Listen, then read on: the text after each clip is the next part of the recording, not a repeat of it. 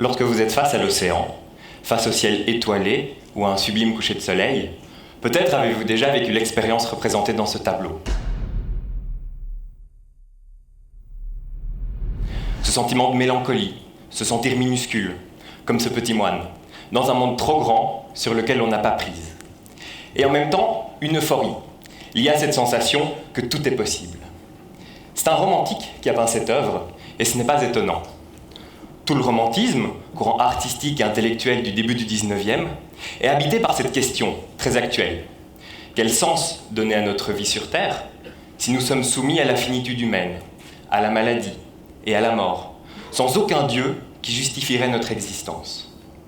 Ce sentiment d'impuissance est pourtant contrebalancé par un enthousiasme, la prise de conscience que l'homme a en lui certaines capacités.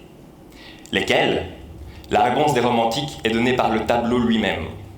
Ce que l'homme peut faire, c'est créer, peindre, inventer des œuvres de tout type qui lui permettent au moins de réfléchir à sa place dans le monde. L'objectif de ma recherche est de comprendre comment l'art, et plus spécifiquement la poésie et la littérature, nous permettent de questionner notre existence et de construire une connaissance au même titre que d'autres discours. L'art ne développe certes pas de théorie, il ne vise pas la vérité, comme peuvent le faire la science, la religion ou encore la philosophie. Mais ce n'est pas pour autant que son unique objectif serait d'être joli, décoratif, de nous procurer un simple plaisir esthétique. Par exemple, la lecture de certains romans peut radicalement nous transformer, nous apprendre quelque chose.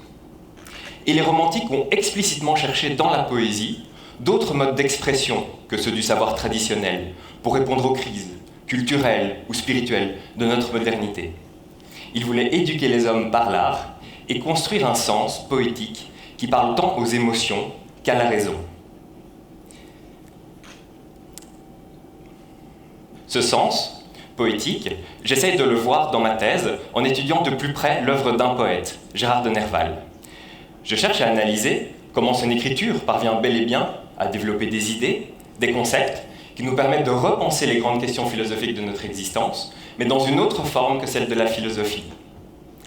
Il s'agit donc, dans ma thèse, de revenir sur les liens unissant poésie et philosophie, de voir comment elles peuvent s'enrichir l'une l'autre, mais aussi comprendre, grâce au romantique, deux choses fondamentales. Premièrement, pourquoi notre société a-t-elle en elle ce besoin vital d'un art, d'une poésie, pour redonner du sens aux choses? Et deuxièmement, de quelle façon nous est-il possible, à nous les hommes, de véritablement habiter la terre en poète, pour reprendre les mots de Hölderlin. Je vous remercie pour votre attention. C'est un poète à sa manière aussi, Pierre Troll, le résultat de ce moment de douceur aujourd'hui, on le découvre maintenant.